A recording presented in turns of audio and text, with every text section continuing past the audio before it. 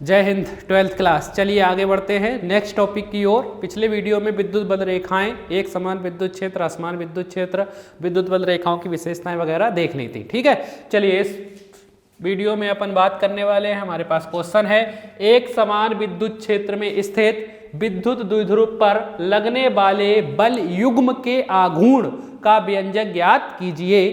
तो क्वेश्चन कह रहा है, एक समान विद्युत क्षेत्र में स्थित विद्युत द्विध्रुव पर लगने वाले बल युग्म के आघूर्ण का व्यंजक ज्ञात करना। यानी हमारे पास एक विद्युत द्विध्रुव है, दो ध्रुवों से मिलकर बना होगा, पढ़ चुके हैं प्लस क्यू और माइनस क्यू आवेश मिलकर बना होता है विद्युत द्विध्रुव। इसे क्या करना है, अपने को एक समान विद्युत क्षेत्र में रखना है, फिर उस पर कितना बल युग्म का आघूर्ण लगता है उसका व्यंजक अपने को ज्ञात करना होगा। ठीक है, चलिए चित्र बना लेते हैं। तो एक समान विद्युत क्षेत्र है, कैसा है, एक समान विद्युत क्षेत्र। हमें पता है एक समान विद्युत क्षेत्र में विद्युत बल रेखाएं परस्पर समांतर होती हैं। ठीक है, चित्र बना लेते हैं एक समान विद्युत क्षेत्र का।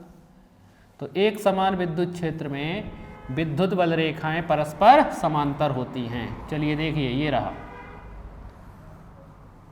ये है हमारे पास चित्र एक समान विद्युत क्षेत्र का बना रहे हैं। पिछली क्लास में पढ़ चुके हैं एक समान विद्युत क्षेत्र। एक समान विद्युत क्षेत्र में ये क्या है, हमारी विद्युत बल रेखाएं। ठीक है, एक समान विद्युत क्षेत्र को क्या नाम दे रहे हैं, ई। एक समान विद्युत क्षेत्र को क्या नाम दे रहे हैं, ई, और उसकी विद्युत क्षेत्र की तीव्रता हमारे पास ई होगी। ठीक है, चलिए इस विद्युत क्षेत्र में अपन क्या रखने वाले, एक विद्युत द्विध्रुव रखने वाले। क्या रखने वाले, एक विद्युत द्विध्रुव रख देते हैं, बिल्कुल सीधा। द्विध्रुव है मतलब दो ध्रुवों से मिलकर बना होगा।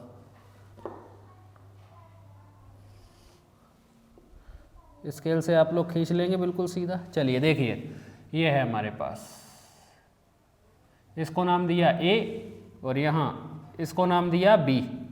ठीक है, ए पर रखा हुआ है प्लस क्यू आवेश और बी पर रखा हुआ है माइनस क्यू आवेश। तो ये ए बी हमारा एक विद्युत द्विध्रुव है जो प्लस क्यू और माइनस क्यू आवेशों से मिलकर बना हुआ है। इसके बीच की दूरी, इनके बीच की दूरी जो है वो 2L है। इनके बीच की दूरी कितनी है, 2L। ये तो पढ़ चुके हैं विद्युत द्विध्रुव। और इसे विद्युत क्षेत्र में थीटा कोण बनाते हुए रखा गया है। कोई कोण क्या, थीटा बनाते हुए यहाँ पर रखा गया है। कितना कोण, थीटा। तब इस पर कितना बल युग्म का आघूर्ण लगने वाला है उसका व्यंजक अपने को ज्ञात करना है। ठीक है, ये हमारे पास चित्र रहा इतना। चलिए, तो इतना जो बनाया है वो ही लिखने वाले हैं अपन लिखेंगे, माना कि ए बी एक विद्युत द्विध्रुव है जो प्लस क्यू और माइनस क्यू आवेशों से मिलकर बना हुआ है, जिनके बीच की दूरी 2L है। जिनके बीच की दूरी कितनी है, 2L है, और विद्युत द्विध्रुव आघूर्ण P है। विद्युत द्विध्रुव आघूर्ण P है। P बराबर क्या सूत्र होता है, Q × 2L। पढ़ चुके हैं विद्युत द्विध्रुव आघूर्ण। ठीक है, फिर से सुन लीजिए, माना कि ए बी एक विद्युत द्विध्रुव है जो प्लस क्यू और माइनस क्यू आवेशों से मिलकर बना हुआ है, जिनके बीच की दूरी 2L है और विद्युत द्विध्रुव आघूर्ण P है। ठीक है, जब इसे एक समान विद्युत क्षेत्र ई में, एक समान विद्युत क्षेत्र ई में थीटा कोण बनाते हुए रख देते हैं, तब देखिए क्या होगा। तो जैसे ही इसको विद्युत द्विध्रुव को एक समान विद्युत क्षेत्र में थीटा कोण बनाते हुए रखेंगे तो इसके एक सिरे ए पर एक बल लगेगा विद्युत क्षेत्र की दिशा में। कितना बल लगेगा, इसको F1 मान लेते हैं। F1 बराबर लगता है QE। F1 बराबर कितना बल लगता है, QE, विद्युत क्षेत्र की दिशा में लगता है। कहाँ लगता है, देखिए उधर ही है विद्युत क्षेत्र की दिशा, तो उधर ही लगता है, विद्युत क्षेत्र की दिशा में लगता है। और दूसरे सिरे पर उतना ही बल, जितना ऊपर था उतना ही नीचे, उतना ही बल F2 मान लेते हैं। F2 बराबर QE, ये कहाँ लगता है, विद्युत क्षेत्र की विपरीत दिशा में लगता है। इधर देखिए विद्युत क्षेत्र की दिशा उस तरफ है, ये कहाँ लग रहा है, विपरीत दिशा में। अब ये बल के व्यंजक आए कहाँ से, पहले ही पढ़ चुके हैं विद्युत क्षेत्र की तीव्रता की परिभाषा। E बराबर सूत्र था F/Q0, यही था सूत्र। F का मान निकालें, F बराबर भाग में है, गुणा में चला जाएगा, Q0 × E। वहाँ Q0 दिया था, अगर नाम दे E Q तो ये हो जाता है F बराबर QE। और मैंने बोला भी था वहाँ इसका उपयोग आगे किया जाएगा। ठीक है, तो F बराबर क्या होता है, QE। ये सूत्र अपन पहले ही देख चुके हैं विद्युत क्षेत्र की तीव्रता की जब परिभाषा पढ़ी थी। ठीक है, तो यही बल है F बराबर QE। तो इसके से एक सिरे पर बल F1 बराबर QE कहाँ लगता है? विद्युत क्षेत्र की दिशा में लगने लगता है, और दूसरे सिरे पर उतना ही बल, जितना ऊपर लगेगा उतना ही नीचे लगेगा। क्यों? क्योंकि सूत्र तो हमारे पास एक ही है ना, तो इसीलिए एक ही बल लगेगा। तो जितना बल ऊपर लगता है उतना ही बल कहाँ? नीचे लगता है, F2 बराबर QE। लेकिन ये कहाँ लगता है? विद्युत क्षेत्र की विपरीत दिशा में लगने लगता है। ठीक है, तो अभी ये दो बल हो गए। देखो, एक ऊपर लग रहा है F1, उधर की खींचेगा, और F2 कहाँ की ओर? इधर की ओर खींचेगा। तो एक बल उधर की ओर खींचेगा उस तरफ, और एक इधर खींचने वाला है। तो देखो, विद्युत द्विध्रुव को ये ऐसा रखा था, तो एक उधर खींचेगा और एक इस तरफ खींचेगा, तो ये विद्युत द्विध्रुव को घुमाकर विद्युत क्षेत्र के समांतर ऐसा लाने का प्रयास करने लगते हैं। ऐसा ही लाने लगेंगे, ऐसे ही लाने लगेंगे। ठीक है, एक बार फिर से सुन लीजिए। तो जैसे ही विद्युत द्विध्रुव को एक समान विद्युत क्षेत्र E में थीटा कोण बनाते हुए रखेंगे, तो इसके एक सिरे पर बल F1 बराबर QE कहाँ लगेगा? विद्युत क्षेत्र की दिशा में, और दूसरे सिरे पर उतना ही बल F2 बराबर QE कहाँ लगेगा? विद्युत क्षेत्र की विपरीत दिशा में।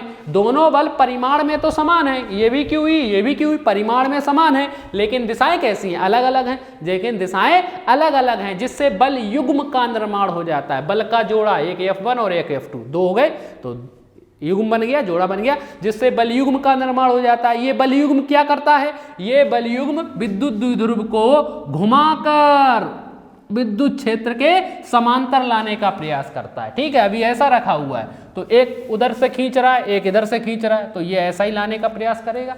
तो ये बल युग्म विद्युत द्विध्रुव को घुमाकर विद्युत क्षेत्र के समांतर लाने का प्रयास करता है, जिसे प्रत्यानयन बल युग्म का आघूर्ण कहा जाता है, और इसे टाउ से प्रदर्शित करते हैं। तो प्रत्यानयन बल युग्म के आघूर्ण को किससे दर्शाते हैं? टाउ से। ठीक है, चलिए एक बार फिर से सुन लीजिए।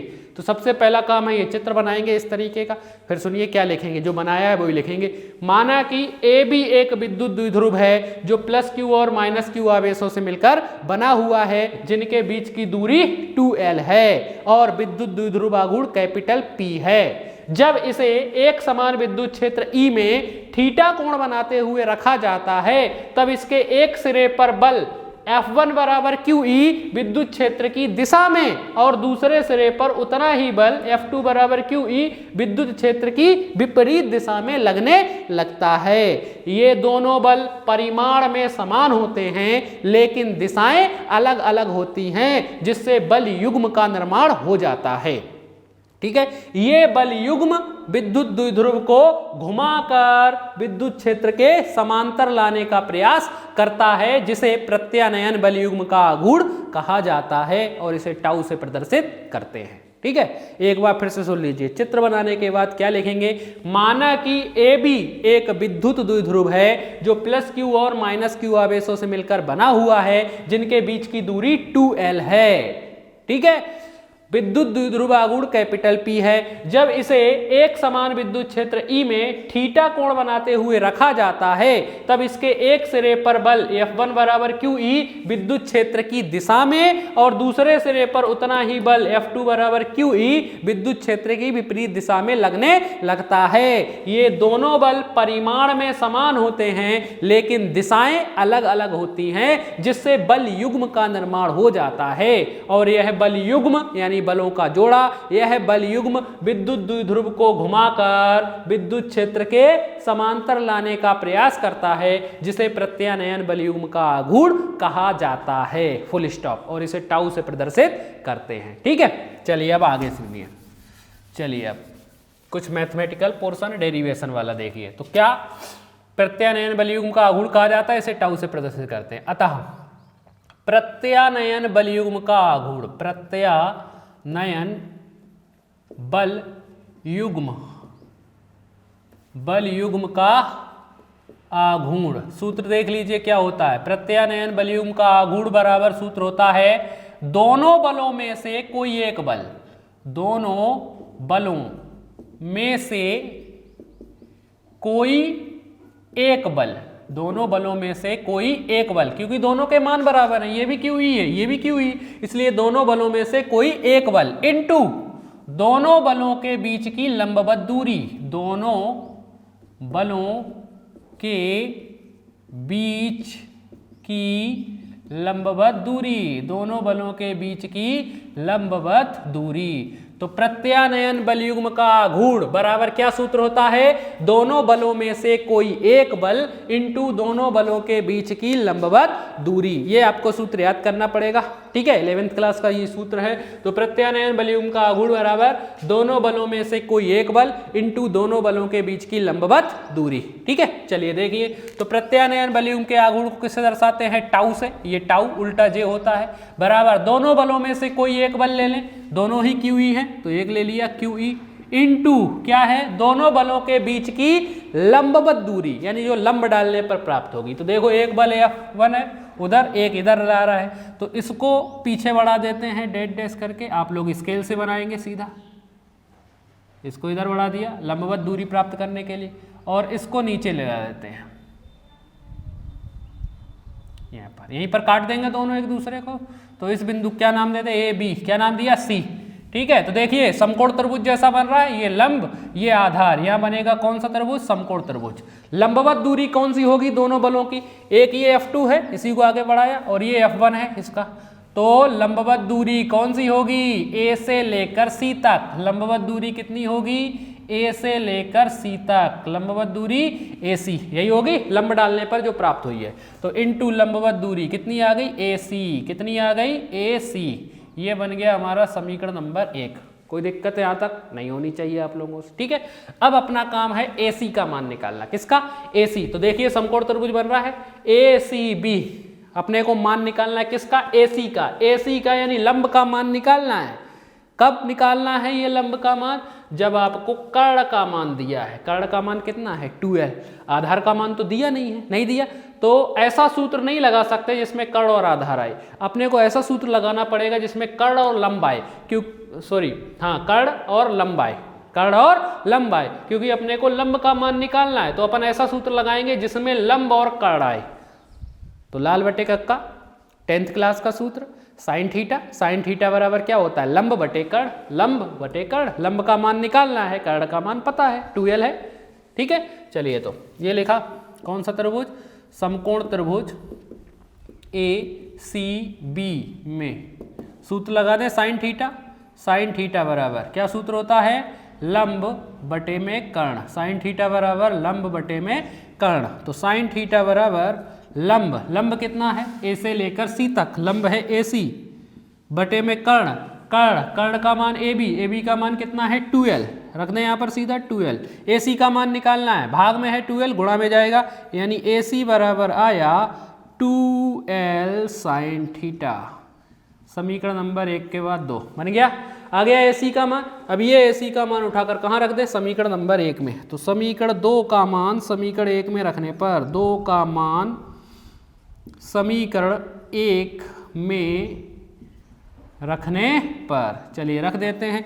तो टाउ बराबर ये क्यू ई ऐसा ही इंटू में ए सी का मान कितना 2l साइन थीटा, ये रख दिया ए सी की जगह कितना 2l साइन थीटा। टाउ बराबर यहाँ से q पहले लिख दे, सब गुणा में है, q इंटू में 2l लिख दें, इंटू में e साइन थीटा लिख दें। देखिए सब गुणा में ही है, बस सूत्र बनाने के लिए ऐसा कर रहे हैं, q इंटू 2l इंटू ई साइन थीटा। ऐसा करने पर देखिए सूत्र बन गया q इंटू 2l। तो यहाँ लिखेंगे चूंकि विद्युत द्विध्रुव आघूर्ण, विद्युत द्विध्रुव आघूर्ण, विद्युत द्विध्रुव आघूर्ण P बराबर क्या सूत्र होता है, Q इंटू 2l, होता है कि नहीं होता, P बराबर Q इंटू 2l। तो Q इंटू 2l की जगह कितना लिख सकते हैं P, तो टाउ बराबर आ गया, टाउ बराबर, तो Q इंटू 2l की जगह कितना रखना है, इसकी जगह P, ये रखा P, और ये वाला ई साइन थीटा ऐसा का ऐसा ही, ई साइन थीटा, यानी टाउ बराबर सूत्र आया P E sine theta. Tau बराबर पी ई साइन थीटा, यही होता है प्रत्यानयन बल युग्म के आघूर्ण का व्यंजक। ठीक है, आ गया समझ में ये सब। तो बहुत सरल सा डेरिवेशन है, कुछ नहीं है इसमें। अब इसमें स्थिति कंडीशन लगा दी जाती है चित्र के हिसाब से। ये स्थिति फर्स्ट, देखिए स्थिति फर्स्ट, यदि थीटा बराबर 0 डिग्री, यदि थीटा बराबर 0 डिग्री, 0 डिग्री का मतलब है विद्युत द्विध्रुव अभी ये थीटा कोण पर रखा हुआ, अब मैं इसे घुमाकर 0 डिग्री पर ले आऊं, मतलब ये 0 डिग्री का मतलब क्या होता है, विद्युत द्विध्रुव इसी के समांतर ऐसा रख दें, तब कितना प्रत्यानयन बलयुग्म का आघूर्ण लगेगा उसका मान निकालना है। ठीक है, तो यदि थीटा बराबर 0 डिग्री, 0 डिग्री का मतलब क्या है कि विद्युत द्विध्रुव ऐसा ना रखा होकर ऐसा विद्युत क्षेत्र के समांतर रखा है, तब क्या होने वाला है। ठीक है, तो यदि थीटा बराबर 0 तब टाउ बराबर क्या सूत्र है, पीई साइन थीटा, तो टाउ बराबर पीई साइन थीटा का मान 0 डिग्री, और साइन 0 डिग्री का मान 0 ही होता है। कितना होता है, साइन 0 डिग्री का मान 0, तो टाउ बराबर 0 का गुणा पीई में करोगे तो 0 हो जाएगा, और ये टाउ का मिनिमम मान होता है, कम से कम जो मान हो सकता है वो हो सकता है। तो टाउ बराबर टाउ मिनिमम कितना आया, 0। कब आया, जब थीटा का मान 0 है। ठीक है, तो नीचे लिख देंगे अतः जब विद्युत द्विध्रुव विद्युत क्षेत्र के समांतर रखा होता है, विद्युत क्षेत्र के समांतर रखा होता है, तब प्रत्यानयन बलयुग्म के आघूर्ण का मान न्यूनतम होता है, कम से कम होता है। ठीक है, ये स्थिति फर्स्ट हो गई। अब यहाँ देख लीजिए स्थिति सेकंड, सेकंड स्थिति देख लीजिए, यहाँ पर स्थिति सेकंड देख लीजिए, कोण बदले, यदि थीटा बराबर 90 डिग्री, यदि थीटा बराबर 90 डिग्री यानी विद्युत द्विध्रुव ऐसा ना रखा होकर ऐसा कर दे, इस तरीके से रख दे, ऐसा ही रख दे, अभी ऐसा रखा हुआ है, ऐसे रखा हुआ, अब 90 डिग्री कोण मतलब लंबवत ऐसा रख दे बिल्कुल सीधा, तब क्या होगा, तब टाउ बराबर क्या सूत्र है, पीई साइन थीटा, चलिए रख दें तो यह मान, तो टाउ बराबर पीई साइन थीटा, थीटा का मान 90 डिग्री और साइन 90 डिग्री का मान पीई, ऐसा ही साइन 90 डिग्री का मान 1 होता है, तो टाउ बराबर 1 का गुणा पीई में करोगे तो पीई आएगा, और ये टाउ का मैक्सिमम यानी अधिकतम मान होता है, मैक्सिमम यानी अधिकतम मान होता है। ठीक है, तो अतः इसके नीचे लिखेंगे अतः जब विद्युत द्विध्रुव विद्युत क्षेत्र के लंबवत रखा होता है, विद्युत क्षेत्र के लंबवत रखा होता है, तब प्रत्यानयन बलयुग्म के आघूर्ण का मान अधिकतम होता है, फुल स्टॉप। ठीक है, तो ये था एक समान विद्युत क्षेत्र में स्थित विद्युत द्विध्रुव पर लगने वाले बलयुग्म के आघूर्ण का व्यंजक।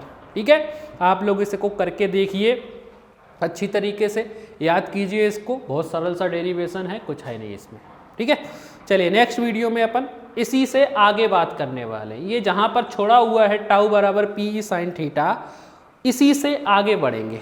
ठीक है, इसी के आगे बात करने वाले हैं, यानी इसकी ज़रूरत पड़ेगी। जो भी पुरानी चीज़ें हैं वो आपको याद होनी चाहिए, तभी आगे की चीज़ें समझ में आएंगी, नहीं तो समझ में नहीं आने वाली। ठीक है, इसलिए पुराना पहले याद कीजिए, रिवीजन करते चलिए, इसके बाद फिर नया पढ़ते चलिए आप लोग। ठीक, चलिए यहीं पर ख़त्म करते हैं। जय हिंद।